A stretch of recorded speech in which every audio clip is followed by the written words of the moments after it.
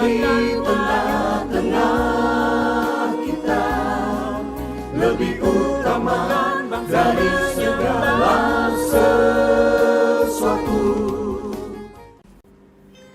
Jangan memandang muka.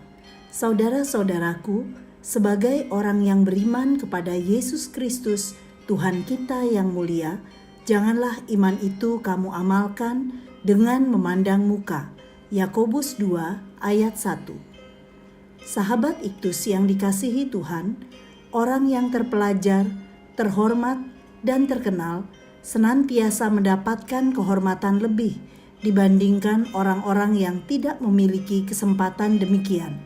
Sikap membedakan ini pun tidak jarang dijumpai di lingkungan gereja yang lebih memberikan kesempatan dan penghormatan bagi yang kaya dan sebaliknya meremehkan bahkan menghalangi yang tidak kaya untuk mengekspresikan dirinya. Bagaimana kita meresponi hal ini? Dalam Yakobus 2 ayat 1-7, Yakobus membahas masalah yang lazim terjadi di tengah-tengah jemaat, yaitu sikap memandang muka atau pilih kasih. Dengan gamblang, ia mengatakan bahwa orang yang percaya pada Kristus tidak boleh memandang muka. Mengapa Yakobus begitu prihatin dengan masalah memandang muka di dalam jemaat? Beberapa hal ini akan menolong kita untuk tidak memiliki sikap pilih kasih atau memandang muka. 1. Kebiasaan memandang muka. Di sini Yakobus sedang mengecam suatu kebiasaan buruk di antara jemaat. Ia menunjukkan betapa jahatnya dosa memandang muka, yang justru menjadi suatu kejahatan yang bertumbuh dalam gereja-gereja sejak masa gereja mula-mula. Pada masa sesudahnya, yang telah merusak dan memecah belah orang Kristen dengan menyedihkan. Saudara-saudaraku, sebagai orang yang beriman kepada Yesus Kristus, Tuhan kita yang mulia, janganlah iman itu kamu amalkan dengan memandang muka. Yang menyedihkan adalah bahwa sikap memandang muka ini terjadi justru dalam rumah ibadah, ketika orang beribadah kepada Tuhan, ayat 2 dan ayat 3. Yang kaya dihormati, yang miskin dihina. Kesalehan demikian bertolak belakang dengan kesalehan yang sejati. Yakobus 1 ayat 26 dan 27. 2. Sikap memandang muka. Tindakan memandang muka itu memperlihatkan isi hati orang yang bersangkutan. Pertama, orang ini lebih menghargai kekayaan daripada menghormati moralitas atau kesalehan. Kedua, dia memperlihatkan hal-hal yang bersifat superficial, misalnya pakaian indah atau pakaian buruk, atau diterjemahkan kotor, ayat yang kedua.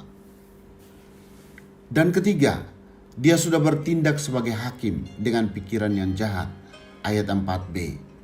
Jadi orang ini bertindak sama seperti hakim, padahal bukan. Dia bersikap subjektif dan berprasangka buruk terhadap orang miskin yang baik-baik hanya karena pakaiannya kotor. Orang miskin sejak awal sudah berada dalam posisi yang tak menguntungkan. Para penatua yang berprasangka tidak memeriksa perselisihan dengan objektif.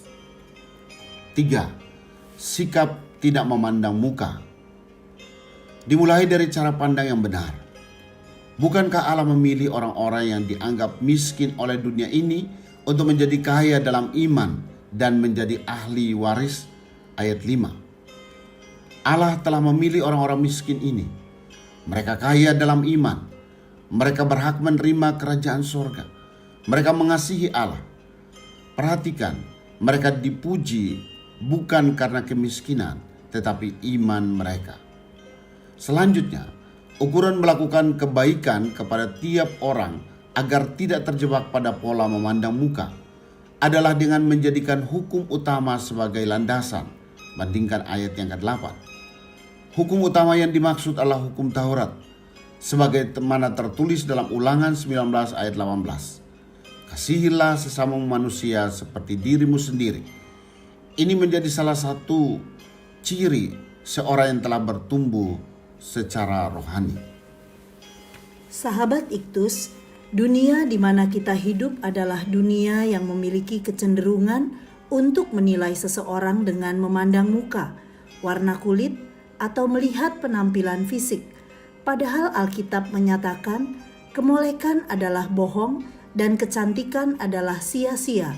Amsal 31 ayat 30.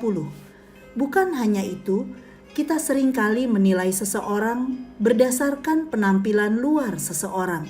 Padahal penampilan fisik hanyalah sekilas dari apa yang sebenarnya tidak terlihat. Saya harus menjaga hati untuk tidak memperlakukan orang-orang mampu dengan pelayanan secara istimewa dan memandang rendah jemaat yang berkekurangan. Saya menyadari bahwa Tuhan tidak pernah membeda-bedakan umatnya. Di hadapan Tuhan, semua manusia sama dan sederajat. Karena itu, saya mau melihat orang lain dengan belas kasih ilahi, bahwa semua orang kaya dan miskin membutuhkan keselamatan di dalam Yesus Kristus. Sahabat Iktus yang dikasihi Tuhan, apakah sikap memandang muka masih nampak dalam kehidupan Kristen masa kini? Apakah saya masih memiliki dan memelihara sikap memandang muka? Sikap apa yang harus saya kembangkan untuk tidak memiliki sikap memandang muka? Tuhan Yesus, saya mau belajar darimu untuk mengasihi setiap orang dengan kasih yang murni tanpa membeda-bedakan. Saya telah menerima kasih karunia darimu secara cuma-cuma. Karena itu, seharusnya saya mengasihi orang lain dengan kasih yang telah saya terima darimu. Ampuni saya Tuhan, karena seringkali hanya memperhatikan apa yang nampak secara kasat mata. Padahal lebih dari kekayaan jasmani, banyak orang yang membutuhkan untuk kaya dalam iman. Saya rindu untuk menjadi agen kasih-Mu ya Tuhan. Amin. Tuhan tidak pernah memandang muka, Ia selalu melihat hati.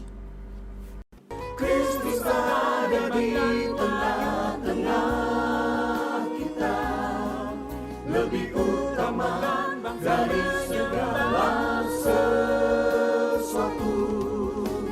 Kristuslah yang harus ku beritakan